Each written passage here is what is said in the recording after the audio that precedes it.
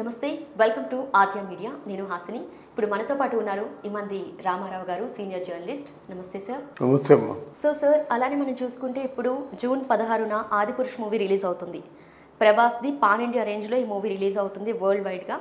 So ఈ movie చేయాలని producer అంత డేర్ ఎలా చేశారంటారు? ఎందుకంటే రామాయణం అంటే మనం పుస్తకాల్లో చూస్తాం, అలాగే చిన్నప్పుడు రామారావు గారినే రాముడు అనుకునేవాళ్ళం. ఇలా చాలా మూవీస్ వచ్చినాయి రాముడికి సంబంధించి.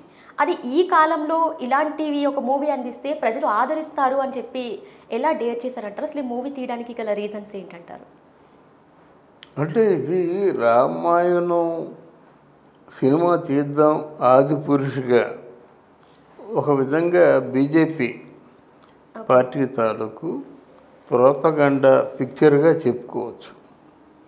ఎందుకంటే రామ జన్మభూమి కూడా ప్రోపగండా ఇష్యూయే అయినప్పుడు కూడా ఇది సినిమా అనేసరికి మనకి ఈ భారతదేశ వ్యాప్తంగా ప్రపంచవ్యాప్తంగా ఉన్నటువంటి హైందవులందరూ కూడా చూసి హై శ్రీరామ్, హెయిల్ శ్రీరామ్ అనుకునేటువంటి ఒక ఆసక్తితో, ఒక విధంగా చెప్పాలంటే 10 ఏళ్ల మోడీ పరిపాలనకు అంటే ఓ శుభం శ్రీకారం పలికేలాగా తీశారు. అయితే మొదట్లో ఏమైందంటే ఓం రౌత్ డైరెక్షను మొదట్లో ఏమైందంటే అది సక్రమంగా జనాల్లోకి పోలేదు. ఏమిటి, మనం ఏదో రాజుని చూసిన కళ్ళతో ఇంకెవరినో చూసి మొత్తబుద్ధి అవుతుంది అనేటువంటి నానుడిలాగా మన ఎన్టీ రామారావు, రాముడు అంటే ఎన్టీ రామారావు అలాగే ఉంటారు, ఇంకోలా ఉండడు అని నేను కొంత రీసెర్చ్ చేసిన తర్వాత రాముణ్ణి నేల మేఘశ్యాముడు అంటారు కదా. మరి అదే ఉత్తరాదిలో రాముడు ఎర్రగా ఉంటాడు, నీలంగా ఉండడు కదా, నీలంగా ఉండడు, ఎర్రగా ఉంటాడు.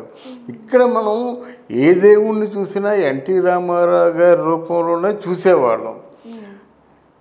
ఎక్కడ దెబ్బతిన్నాడు అని అనిపించిందంటే మొదటి చూపులో హనుమంతుడు ఏదో లిల్లి పొట్టిగా కనిపించడం, సైఫ్ అలీ ఖాన్ తలకాయలన్నీ ఈవెన్గా లేకపోవడం, సీతమ్మ వారికేమో స్లీవ్లెస్ జాకెట్ వేయడం, ఇవన్నీ కూడా కొంత సినిమాలు ఏమిటంటే సినిమాలు వస్తున్నాయనగా రకరకాల నెగిటివ్ టాక్ ప్రచారం చేస్తారు. కొంతమంది ప్రబుద్ధులు ఉన్నారు. శోభన్ బాబు అక్కడ మద్రాసులో ఉంటున్నప్పుడు రామారావు మనం క్లాప్ కొట్టగానే వాడు ఫ్లాప్ అంటారయ్యా అని చెప్తుండేవాడు. అది అక్షరాల నిజం. క్లాప్ కొట్టిన తర్వాత ఏమి చూశారని వాళ్ళు ఫ్లాప్ అంటారు కానీ అంటారు. అది ఓ సినిమా రాబోతుందంటే ఇంకా ఆదిపురుషు ఎందుకు తీశారు అని ఎన్ని తిట్లు తిట్టారు మన ప్రభాస్ని. అలాగే ఓం రౌత్ని కూడా చాలా తిట్లు తిట్టారు, సైఫ్ అలీ ఖాన్, వీళ్ళందరూ కూడా కొంచెం దెబ్బతిన్నవాళ్ళే. But I am the only person who supported them like anything. ఎందుకంటే రామాయణం అంటే మనకు కనిపించిన రామాయణం కాదు, మనం పుస్తకాల్లో చదువుకున్న రామాయణం కాదు. రామాయణం అంటే వాల్మీకి రామాయణాన్ని ఫాలో అయి ఉంటాడు. ఎవరు, మన ఓం రౌత్ అనే డైరెక్టరు వాల్మీకి ఏమి రాశాడో రామాయణం దాన్ని తెలుగులో అనువదించిన తర్వాత ఆ గ్రంథాన్ని ఫాలో అయి ఉంటాడని నా ఉద్దేశం. ఎందుకంటే మనకి రామాయణంలో 2 కాండల్ని మాత్రమే తీసుకున్నాడు. ఒకటి యుద్ధకాండ, 2 అరణ్యకాండ. అరణ్యం వచ్చిన తర్వాత చాలా సుందరమైన రామాయణం గడుపుతుంది. సీతమ్మ వారి తాలూకు దృష్టిలో కూడా నిజంగా నేను ఒకవేళ నాకు పట్టాభిషేకం చేసి అక్కడ అయోధ్యలో అక్కడ కానీ మహల్లో ఉంటే నాకు నిజంగా ఎంత ఆనందం ఉండేది కాదు కదా. ఆ పంచవటి, ఆ నది, ఆ జింకలు పరుగులు తీయడం, ఆ పర్ణశాలలో ఉండడం, ఇవన్నీ కూడా చాలా తృప్తినిచ్చాయని చెప్పేసి ఒక మహిళకు తృప్తినిచ్చే సందర్భాలు చాలా ఉన్నాయి. అయితే మన వాళ్ళు ఏం చేస్తారు, సీతమ్మ వారు అడవికి వచ్చిన తర్వాత ఒక మాయలేడు కనిపించడం, ఆ మాయలేడు కోసం వెళ్ళడం అయిపోయింది కదా అనుకుంటారు. కానీ ఆ రామాయణంలో అరణ్యకాండ చాలా సుందరంగా ఉంటుంది, చాలా గొప్పది మాట. అరణ్యకాండలోనే సుందరకాండ కూడా వస్తుంది. ఎందుకంటే మరి ప్రిపరేషన్ కావాలి కదా రావణుడి మీదకి. ఆ సుందరకాండలోనే మనకి ఆయన స్వామి ఆంజనేయ స్వామి వస్తారు కనుక చాలా అద్భుతమైన అంటే కథా వస్తువుల్ని తీసుకొని చేశాడు ఓం రౌత్. అంటే ఈ రోజుల్లో కమర్షియల్ గా అది హిట్ అవుద్ది అంటారు. ఎందుకంటే బ్రహ్మాండంగా మనకి నాగరికత తెలియని రోజుల్లో ఆ సినిమాలు చూసారు. అంటే ఇప్పుడు ఎవరికి తెలియని స్టోరీ అయితే కాదు రామాయణం అనేది.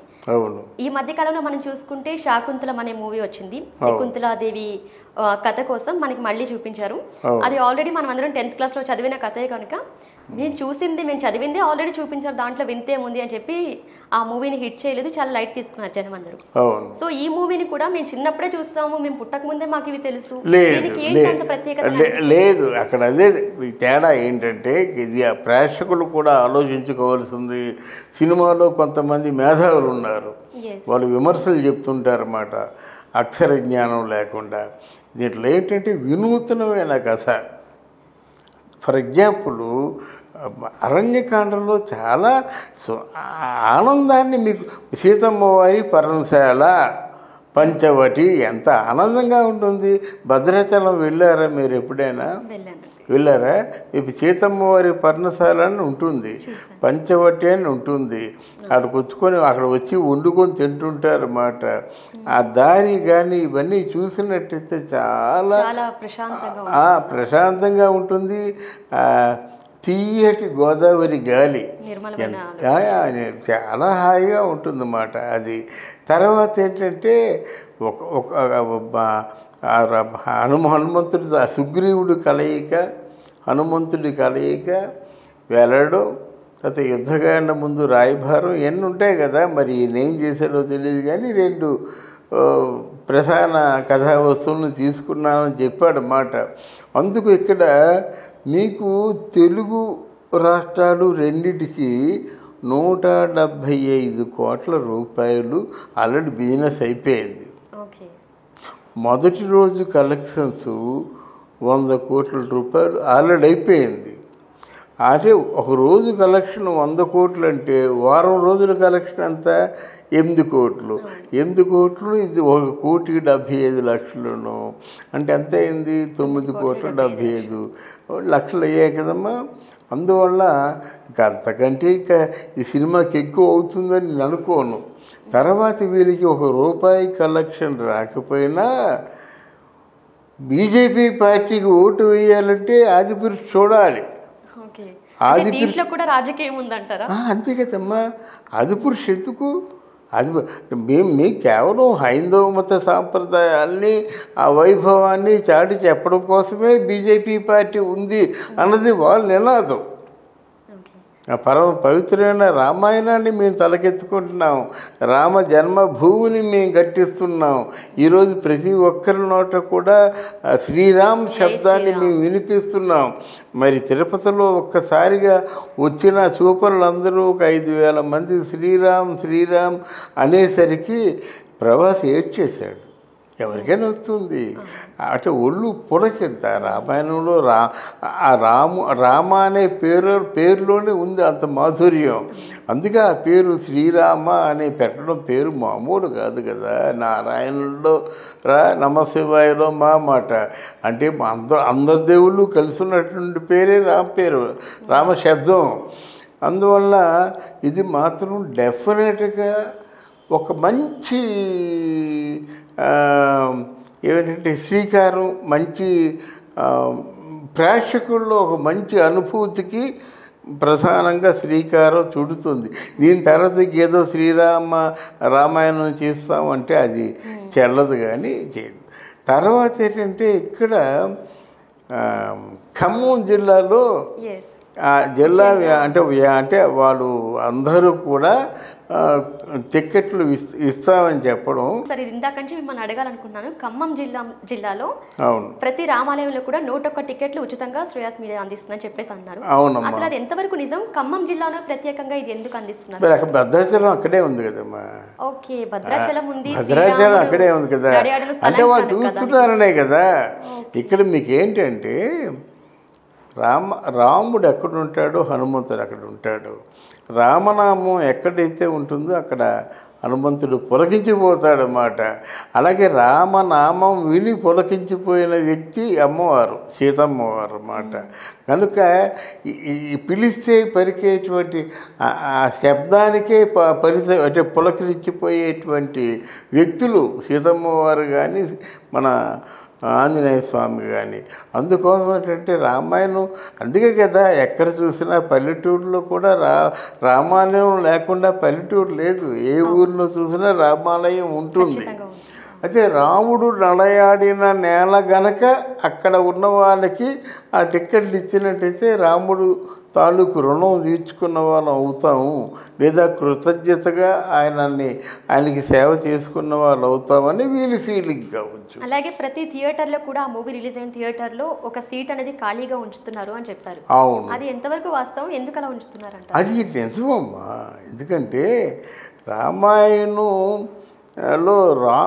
ఆంజనేయ స్వామి రాముడు అంటే ఎంత ప్రేమ అన్నదానికి ఒక చిన్న ఉదాహరణ చెప్తా. అంటే ఆంజనేయ స్వామి అక్కడికి వచ్చి ఉంటాడు అని భావిస్తారు. అదే మా ఆంజనేయ స్వామికి రాముడు అంటే ఎంత ప్రేమో చిన్న ఉదాహరణ చెప్తా. సీతమ్మ వారి పాపెట్లో సింధూరం ఉండడం చూశాడట ఆయన. అమ్మా ఏంటమ్మా మరి రక్తంలాగా ఉంది ఆ సింధూరం, ఎందుకు పెట్టుకుంటున్నారమ్మంటే స్వామివారి మీద నాకున్న అచంచలమైన ప్రేమకు గుర్తు నాన్న, నేను ఇది పెట్టుకుంటాను అనేసరి పక్కకి వెళ్ళిపోయాడట. ఆ సింధూరం మొత్తం అంతా పూజేసుకున్నాడట. అంటే రాముడు వారి మీద నీకు అంత ప్రేమ ఉంటే నాకు ఒళ్ళంతా ప్రేమే, అణువు ప్రేమే. అంటే వాళ్ళ భక్తి విశ్వాసాలని చాటి చెప్పుకునే తీరు మాట. అందువల్ల అక్కడికి వెళ్తే నిజంగా రామాయణం, రాముడు, హనుమంతుడు అందరూ ఉంటారు. తర్వాత ఏమో అక్కడికి రావణుడు వచ్చాడు, రావణుడి తాలూకు విన్యాసాలు ఉంటాయి. మన శూర్పణఖ వచ్చింది, రాముణ్ణి లక్ష్మణుణ్ణి మోహించే ప్రయత్నం చేసింది. ఏది లేదు కనుక రామాయణంలో ఉన్న ప్రధానమైన పాత్రలన్నీ కూడా అక్కడ ఉన్నాయి. అలాగే ఎక్కడ రామనామ జపం చేస్తారో, ఎక్కడ రామశబ్దం పాట రూపంలో కానీ గాన రూపంలో కానీ వినిపిస్తుందో అక్కడ ఆంజనేయ స్వామి తప్పకుండా ప్రత్యక్షం అవుతాడు. అంటే ఆంజనేయ స్వామి కనిపించడం కోతి రూపంలో కాదు, ఏదో రూపంలో వస్తాడు, విని వెళ్ళిపోతాడు అన్నమాట. అది ఎప్పటి నుంచో అందరూ అది అంటే అది చరిత్ర చెప్పిన నిజమే. ఎక్కడైనా ఏ ఊరిలో రామాయణం చెప్పినప్పుడు కూడా ఒకరోజు వచ్చి ఆ ప్రసాదాన్ని తినడం కానీ, ప్రసాదాన్ని ఎత్తుకుపోవడం కానీ, అంటే ఎవరు మన హరిదాసు దగ్గరకు వచ్చి కాస్త అభినందించడం కానీ ఉంటాయి అన్నమాట. అది మనం పోల్చుకోవాలి. అది దేవుడా, స్వామి, లేకపోయినట్టయితే వానరమా, లేకపోతే ఇంకేదైనా జంతువా చెప్పలేము మనం. కానీ డెఫినెట్గా ఇప్పుడు భగవంతుడు అంటే ఏమిటమ్మా? Faith is God, love is God. అంటే ఫెయిత్ ఎక్కడైతే ఉందో మన విశ్వాసమే కదా మనకి దేవుడు.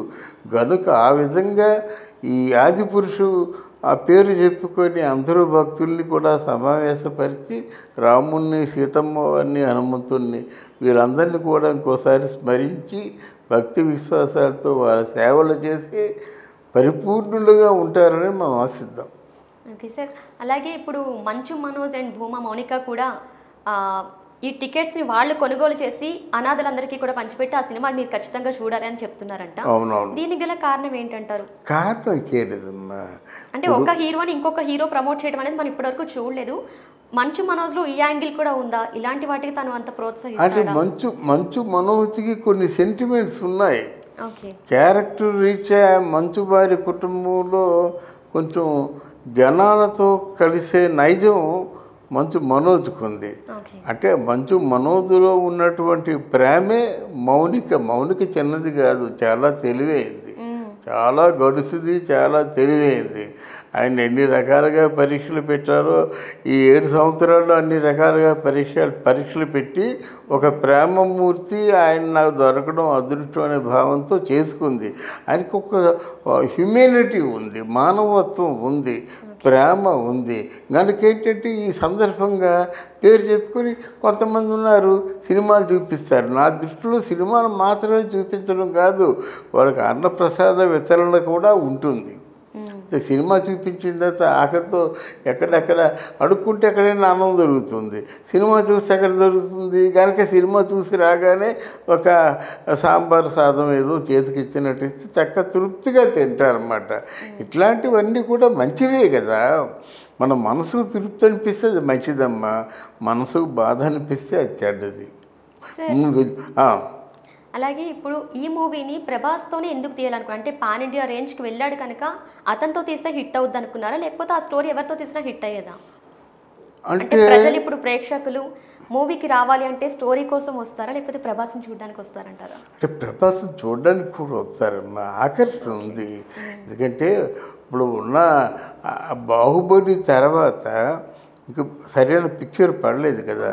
సాహు పడినప్పుడు కూడా రాధేశ్యాము కొంచెం డిసప్పాయింట్ చేసింది కనుక మళ్ళీ ప్రభాస్ని కళ్ళారా ఎంతమంది ఫ్యాన్స్ ఉన్నారు, ఎక్కడ కాదు ఆల్ ఓవర్ వరల్డ్లో అన్నమాట వస్తారు. ఒక మంచి కొత్తదనం ఉన్న కథ పడింది, బాగా తీసే డైరెక్టర్ పడ్డాడు, మంచి గ్రాఫిక్స్ ఉన్నాయి, సినిమాలో న్యాచురాలిటీ ఉంటుంది మాట.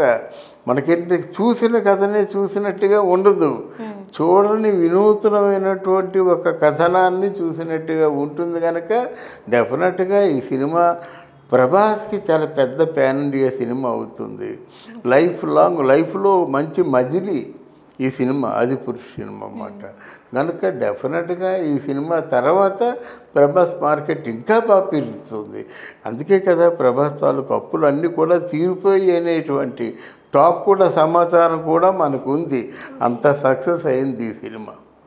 Okay sir, thank you so much. Thank you very much.